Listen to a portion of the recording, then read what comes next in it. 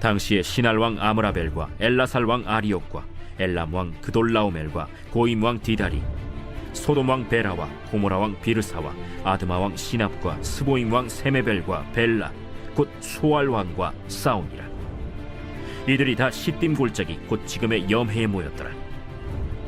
이들이 12년 동안 그돌라오멜을 섬기다가 제13년에 배반한지라. 제14년에 그돌라오멜과 그와 함께 한 왕들이 나와서 아스드롯 가르나임에서 르바 족속을, 함에서 수스 족속을, 사웨 기리아다임에서 엠 족속을 치고 호리 족속을 그 산 세일에서 쳐서 광야 근방 엘바란까지 이르렀으며, 그들이 돌이켜 엔미스밧 곧 가데스에 이르러 아말렉 족속의 온 땅과 하사손다말에 사는 아모리 족속을 친지라. 소돔 왕과 고모라 왕과 아드마 왕과 스보임 왕과 벨라 곧 소알 왕이 나와서 시딤 골짜기에서 그들과 전쟁을 하기 위하여 진을 쳤더니 엘람 왕 그돌라오멜과 고임 왕 디달과 시날 왕 아므라벨과 엘라살 왕 아리옥 네 왕이 곧 그 5 왕과 맞서니라. 시딤 골짜기에는 역청구덩이가 많은지라 소돔 왕과 고모라 왕이 달아날 때 그들이 거기 빠지고 그 나머지는 산으로 도망하매 네 왕이 소돔과 고모라의 모든 재물과 양식을 빼앗아가고 소돔에 거주하는 아브람의 조카 롯도 사로잡고 그 재물까지 노략하여 갔더라. 여러분이 오늘 말씀 12장을 보시면 아브라함의 조카 롯이 사로잡히고 재물을 뺏기는 고난을 당하게 되거든요. 그러면 롯은 왜 이런 고난을 당하고 있는가? 오늘 우리가 이것을 묵상해야 되는데요. 우리가 그 이유를 밝히는 데 있어서 가장 먼저 봐야 될 게 뭐냐면 왜 롯은 아브라함과 결별을 했는가? 여기서부터 출발을 해야 될 것 같습니다. 우리가 아브라함의 이름이 가장 처음 등장하는 11절을 보면 아브라함에 대해서 다른 소개를 일절하지 않습니다. 그런데 여기서 소개하는 게 뭐냐 하면 그가 당했던 고난을 설명하거든요. 그런데 11장 30절이 말하는 아브라함의 고난이 뭡니까? 이렇게 말합니다. 사레는 임신하지 못함으로 자식이 없었더라. 이렇게 말합니다. 그러니까 아브라함이 갈대아 우르에서 살 때 먹고 사는 일은 별로 걱정이 없었거든요. 그런데 그 시절부터 아브라함의 가슴을 짓누르던 고난이 하나 있었는데 그의 아내 사레가 자녀를 못 낳는 거예요. 이게 아브라함 탓인지 사레 탓인지는 모르겠으나 어쨌든 자녀를 못 낳는 거죠. 그러니까 이 불임의 문제는 아브라함이 불신자일 때부터 가지고 있었던 최고의 고민이었습니다. 그런데 이렇게 되자 아브라함의 삶에서 매우 중요해지는 사람이 있었는데요. 자, 처음 11장을 보면 아브라함이 갈대아 우르에서 하란으로 출발을 하거든요. 이게 1차 여행입니다. 그런데 11장 31절을 보면 그가 자기 조카 롯을 데려갔다는 기록이 여기서 처음 나옵니다. 그리고 12장을 보면 다시 하란에서 가나안 땅으로 출발하는데 이게 2차 여행이거든요. 그런데 12장 4절에 역시 어떤 기록이 있습니까? 그때도 아브라함이 혼자 가는 게 아니라 역시나 조카 롯도 그와 함께 같이 갔다라는 겁니다. 그러니까 이 아브라함의 행적을 보면 그가 어디를 가든지 꼭 데려가는 사람이 있는데 바로 그게 롯입니다. 그러면 아브라함이 매번 롯을 챙기는 이유가 뭐겠습니까? 당시에 어떤 가정에 아들이 없다고 하면 상속자를 세우는 순서가 있었는데 먼저는 가까운 친척 중에서 한 명을 택하거든요. 그런데 친척 중에도 마땅한 사람이 없다. 그러면 그 집의 종들 중에서 가장 똑똑한 사람을 입양한 다음에 상속자로 세우는 겁니다.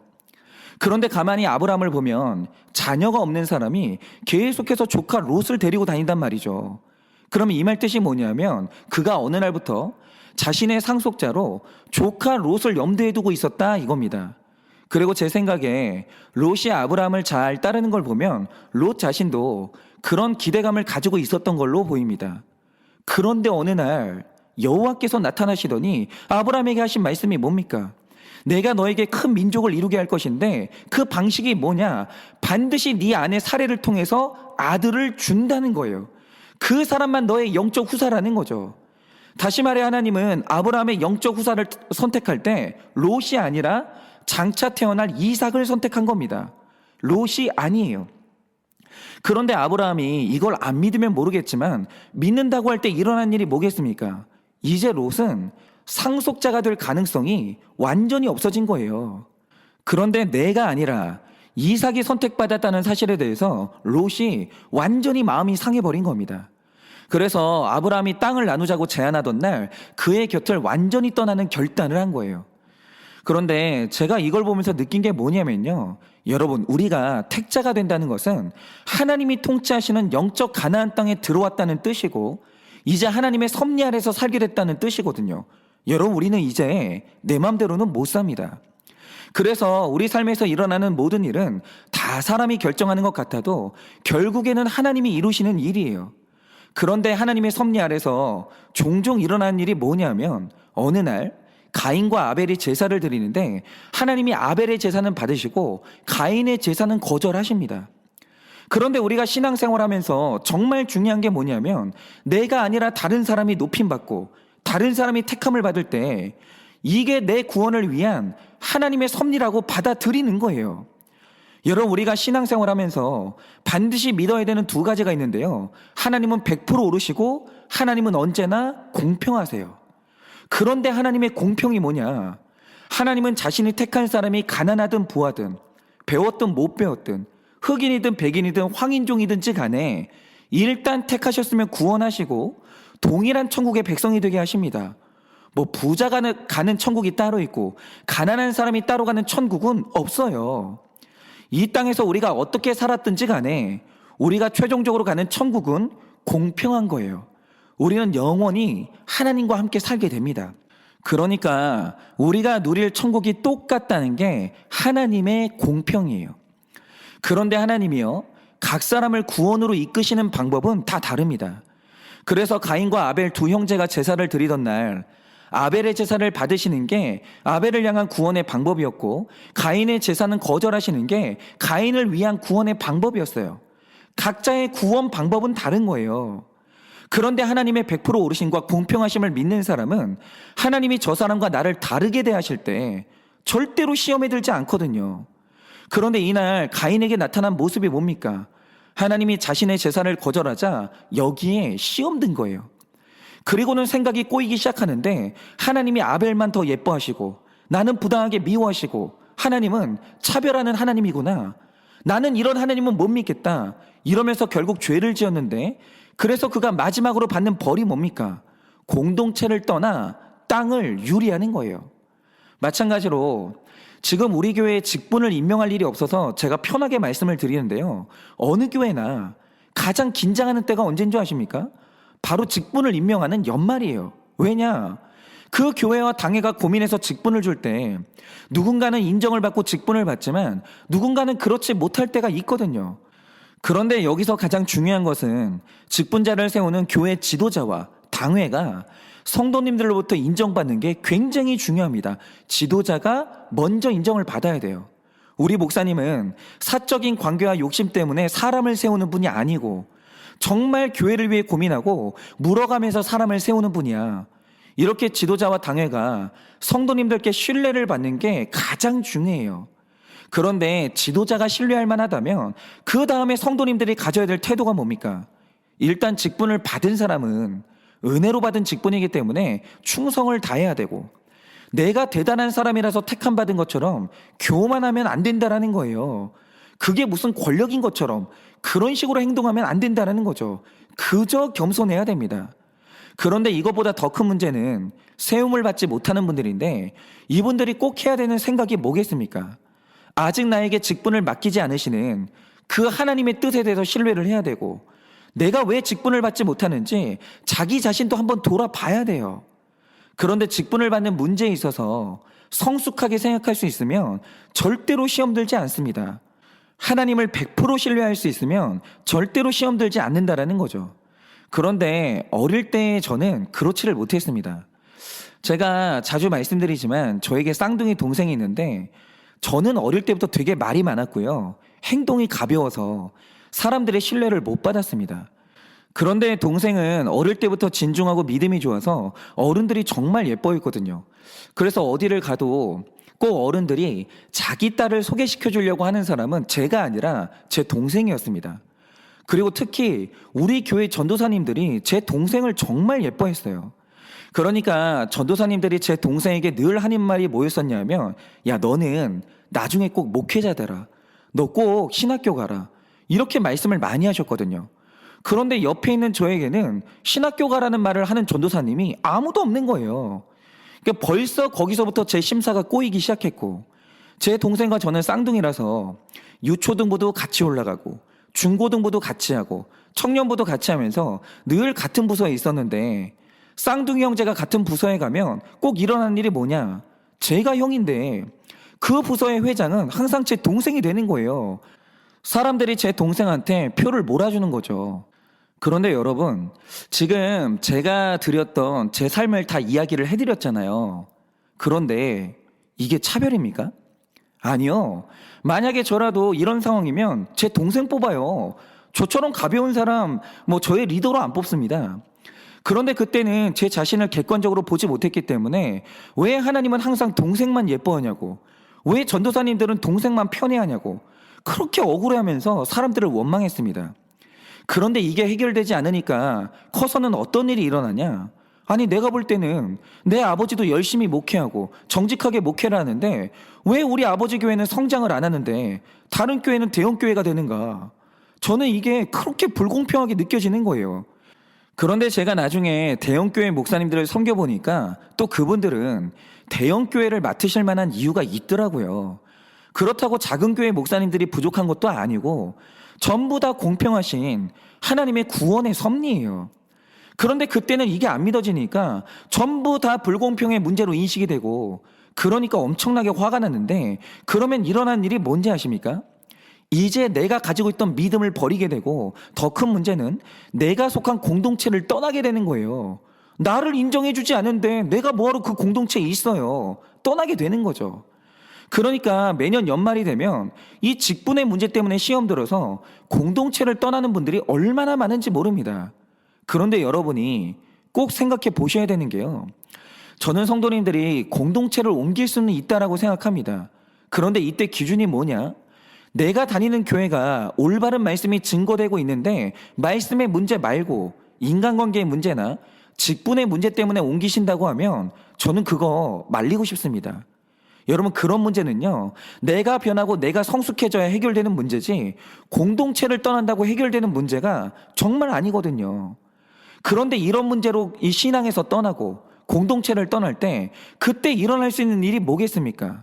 그래서 우리가 오늘 말씀의 롯을 봐야 되는데요, 사실 오늘 말씀을 가만히 보면 이 말씀의 주인공은 분명히 롯이거든요.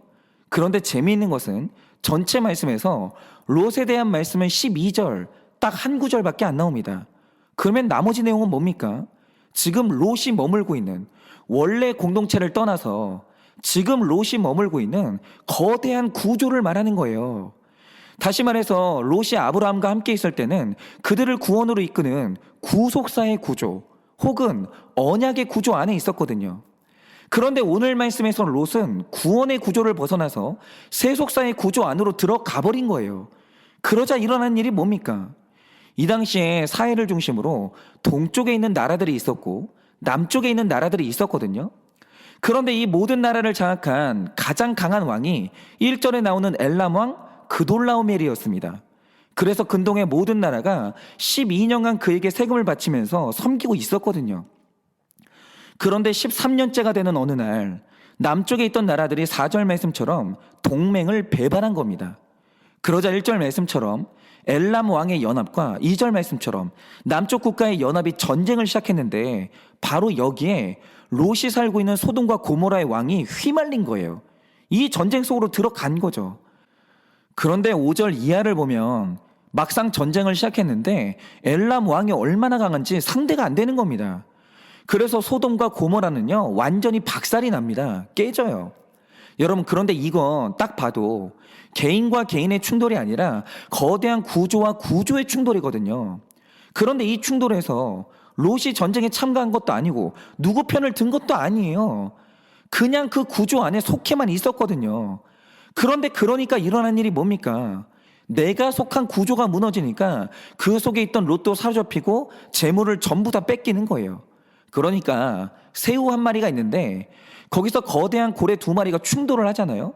그러면 그 사이에 끼어있는 새우는 내가 누구 편을 든 것도 아니고 내 의지와는 상관이 없이 내 등이 터지는 거예요. 그러니까 내가 어떤 구조 속에 있는가는 굉장히 중요합니다. 내가 전쟁하는 구조 속으로 들어갔는데 혼자서 내가 평화롭게 살 수 있냐라고 하면 개인은 구조를 절대로 넘어설 수 없어요. 내가 평화롭게 살고 싶다. 그러면 평화로운 구조 속으로 들어가야 되고, 내가 거룩하게 살고 싶으면 거룩한 구조 안으로 들어가야 된다라는 거죠. 그런데 오늘 롯이 완전히 사로잡히고 재물까지 뺏겼습니다. 그런데 이렇게 된 이유가 뭐냐면 그가 하나님을 떠나서 전쟁하는 구조 안으로 들어갔기 때문이에요. 여러분, 이걸 가정과 교회에 적용해 보자면 이 오늘 말씀에 거대한 두 세력이 충돌을 했잖아요. 마찬가지로 어떤 집의 가장 큰 세력인 엄마와 아빠가 날마다 전쟁을 하는 집이 있다라고 하죠. 그리고 그 집에 롯처럼 연약한 자녀들이 살고 있어요. 그런데 여러분, 부모님이 날마다 충돌하고 날마다 분열하는 집에 살면서 그 자녀들이 정상적으로 살 수 있을 것 같습니까? 엄마 아빠가 날마다 싸우는 구조인데 그 집의 자녀들이 정서적으로 건강할 수는 없는 거예요. 아이들은 두려움에 사로잡히게 되고 기쁨을 뺏길 수밖에 없는 겁니다. 마찬가지로 엄마는 신자예요. 아빠는 불신자입니다. 영적으로 부딪히는 거예요. 그런데 그 안에 살고 있는 자녀들이 정상적인 신앙을 가질 수 있겠습니까? 그거 굉장히 어려운 겁니다. 교회도 마찬가지죠. 만약 그 교회 목회자와 성도님들이 날마다 다투고 있다고 하죠. 세력과 세력이 충돌을 하는 거예요. 그러면 이제 그곳은 전쟁을 하는 구조가 되는데, 그런 데서 아이들이 정상적인 신앙을 가질 수 있겠습니까? 그거는 불가능합니다. 내가 혼자서 아무리 애써봐도 나를 둘러싼 구조에 문제가 있으면 나는 어쩔 수 없이 사로잡히게 되고 뺏길 수밖에 없는 거예요. 예를 들어서 1890년대 우리나라에도 교회가 있었거든요. 그리고 거기에 예수님을 믿는 성도들이 있었습니다. 그런데 이때 어떤 일이 있었냐? 한양에 사무엘 무어라는 선교사님이 계셨는데 이분이 정말 특별한 분이에요. 이분이 조선의 서민들을 얼마나 사랑하는지, 미국인인데 통역 없이 한국말로 설교할 만큼 한국말을 굉장히 잘했고, 한국에 선교로 온 날부터 미국의 음식을 버리고요, 늘 김치와 곡식으로 식사를 하면서 한국인들과 하나가 되려고 굉장히 노력을 하신 거예요. 그런데 이 헌신이 열매를 맺어서 많은 사람들이 전도됐고, 그래서 곤단골 교회라는 곳을 세우게 됐거든요. 그런데 여기가 지금 어디냐? 종로의 승동교회가 된 겁니다. 어쨌든 이 선교사님이 교회를 세우고 열심히 사역을 했는데, 이분이 조선의 백성들 중에서도 특별히 사랑했던 사람들이 있었거든요. 그게 누구냐면 조선에서도 가장 천하다는 백정들을 그렇게 사랑했습니다. 그래서 백정들이 그 교회에 많이 전도가 돼서 왔는데, 그때 일어난 일이 뭐냐? 그곳에 다니는 성도들이 나는 백정이랑 같이 예배드릴 수 없다고 하면서 교회 출석을 거부하는 거예요. 여기에 무어 선교사님이 완전히 화가 나신 겁니다. 아니, 구원을 받았으면 다 같은 천국의 자녀인데 교회 안에서 양반이 어디 있고 백정이 어디 있나? 나는 절대로 받아들일 수 없다. 이러면서 그들을 책망하신 거예요. 그러자 당시 성도들이 타협안을 내놨는데, 백정들을 교회의 가장 뒷자리에 구별시켜주면 그러면 교회를 나가겠다, 이렇게 된 거예요. 그런데 무어 목사님이 이 말을 듣고 어떻게 하셨냐면 그것도 거절하신 거예요. 교회 안에서는 어떤 차별도 있을 수 없다라는 거죠. 그래서 결국 그 교회가 둘로 쪼개졌고, 곤단골 교회는 백정교회라는 이 별명을 갖게 되는데, 여러분 보세요. 백정들이 남게 된 곤단골 교회가 있고 양반들이 새로 만든 홍문사골 교회가 생겼거든요. 그런데 둘 중에 하나님이 어디에 손을 들어주셨는지 아십니까? 백정교회에 손을 들어주신 거예요. 왜냐? 양반들이 나는 백정이랑 예배 못한다고 하면서 따로 교회를 만들어 나갔는데, 그 교회에 얼마 후에 불이 나면서 완전히 교회가 주저앉은 거예요. 그래서 하루아침에 양반들이 갈 교회가 없어졌는데, 이때 백정교회가 그들에게 문 열어주고 그들을 품어준 겁니다. 그래서 이 둘이 다시 교회가 하나가 됐는데, 바로 그 교회가 장로교회 두 번째 교회인 승동교회가 된 거예요. 그러니까 여러분 보세요. 한국 땅에서 교회가 그냥 세워진 게 아닙니다. 아무리 하나님의 말씀이 선포돼도 이 땅의 교회 안에 신분의 차별이 사라지기까지 정말 오랜 시간이 걸렸거든요. 그런데 여러분 생각을 해보세요. 그 당시 성도님들도 하나님을 사랑했고 정말 열심히 교회를 섬겼는데 왜 백정의 출입에 반대를 했겠습니까? 그 당시의 사람들이 유독 나빠서 그랬겠습니까? 아니요. 그 당시에 조선의 구조가 신분을 나누고 있었거든요. 그 당시에 조선에 사는 사람들은 전부 다 백정을 천하게 생각했어요. 전부 다. 그런데 내가 이런 구조 속에 살고 있으면서 말씀을 들었다고 그 구조를 한꺼번에 극복할 수 있냐라고 하면 그게 너무 어려운 거예요. 그러니까 오늘 말씀의 롯을 보세요. 그가 이전까지는 아브라함과 함께 살면서 언약을 따라가는 구조 속에 살았거든요. 다시 말해 구원의 언약을 받은 당사자는 아브라함이지 롯이 아닙니다. 그런데 롯은요, 아브라함을 따라서 그 구조 속에 붙어 있기만 했어요. 그런데 붙어만 있었더니 일어난 일이 뭡니까? 가만히 롯에 대한 기록을 보면요, 그가 아브라함과 함께 있을 때는 어떤 죄를 지었다든지 일탈을 했다든지 그런 기록이 전혀 없습니다. 그런데 왜 이렇게 되냐면 그가 속한 구조가 말씀을 듣는 구조고 그가 속한 구조가 거룩한 구조이기 때문에 그 구조 안에만 있으면 저절로 그렇게 되는 거예요. 그런데 롯이 이 구조를 벗어나 소돔과 고모라로 들어갔는데 여러분, 소돔의 뜻이 뭔지 아십니까? 악하다 그 뜻이고 고모라는 사악하다 그 뜻이에요. 그러니까 롯이 악하고 사악한 구조로 들어간 거예요. 그런데 거기에 더해서 롯이 결혼한 아내가 누굽니까? 소돔에서 만난 악한 여자예요. 그런데 아브라함을 떠나서 이런 구조 속으로 들어가니까 그때 일어난 일이 뭡니까? 내가 아무리 노력을 해도 내 의지와 상관없이 사로잡히고 재물이 뺏기고 나중에는 롯이 술에 취해서 정신이 나간 사이에 딸들이 아버지와 동침해서 아이를 낳는 거예요. 나 혼자 아무리 노력해봤자 구조가 타락하면 이렇게 될 수밖에 없는 겁니다.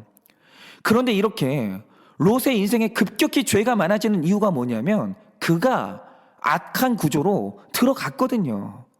그러니까 우리가 교회를 잘 선택해야 되고 신교론을 해야 되는 이유가 뭐냐면 우리가 이미 세상이라는 악한 구조 속에서 살고 있거든요. 그런데 이 세상에서 이기려면 역시나 구조가 필요해요. 그런데 이 악한 세상에서 하나님이 주신 거룩한 구조가 뭐냐? 바로 그게 교회고 신가정이에요. 이 두 가지 구조는 반드시 가져야 된다는 거죠. 여러분, 우리가 이미 악한 세상에 둘러싸여 있는데 이 구조를 나 혼자 이길 수 있을 것 같습니까? 절대로 못 이깁니다. 내가 악한 세상에서 혼자 거룩을 외칠 수는 있는데 혼자 외치고 있잖아요. 그러면 어느 날 결국 외로워서 악한 구조 속으로 들어가 버리는 거예요. 그런데 내 삶에 거룩한 구조인 교회가 버티고 있고 신가정이 버티고 있으면 악한 구조를 이길 힘을 얻게 되고 거룩을 외칠 때 외롭지가 않은 거예요. 그러니 어떤 일이 있어도 이제 여러분의 교회 생활을 회복하시고 부부가 말씀의 구조를 만드셔서 이 악한 세상에서 거룩한 구조로 인해 승리하시기를 예수님의 이름으로 축원합니다. 기도하겠습니다. 하나님, 오늘 말씀에서 아브라함의 조카 롯을 보게 됩니다. 하나님, 그는 원래 아브라함과 함께 거룩한 구조 안에 살고 있었는데 무엇 때문에 시험이 들었는지 그 거룩한 구조를 벗어나 세상으로 들어갔습니다. 그런데 세상으로 들어가자 이제는 그가 악한 사람이 되어서 뺏기고 노략당하는 것을 보게 됩니다. 하나님, 혹시 우리가 내가 다니던 교회 또 가정에 시험 들어서 우리가 거룩한 구조에서 벗어나지 않았습니까? 그래서 내가 세상 가운데서 그 구조를 이기지 못하고 죄를 짓고 있지는 않습니까? 하나님, 이 시간에 우리가 온전히 주님께 기도합니다. 혹시라도 교회라는 구조를 벗어나 세상 가운데서 죄에 뒹굴고 있는 연약한 성도님들이 있다라고 한다면 속히 공동체를 회복하게 하시고 하나님, 가정의 거룩함이 회복되게 하여 주셔서 다시 한번 인생의 거룩함이 회복되기를 원합니다. 그래서 빼앗겼던 모든 것들을 도로 되찾기를 원합니다. 그러니 오늘도 이 설교를 듣고 있는 모든 성도님들의 인생 가운데 교회를 회복하게 하여 주시고 가정이 회복되게 하여 주시옵소서. 그래서 우리 인생 가운데 하나님이 주신 은혜가 다시 회복될 수 있도록, 빼앗겼던 모든 것들이 다시 도로 찾을 수 있도록 그런 은혜를 허락할 줄 믿사오며 살아계신 예수님 이름 받들어 기도드립니다. 아멘.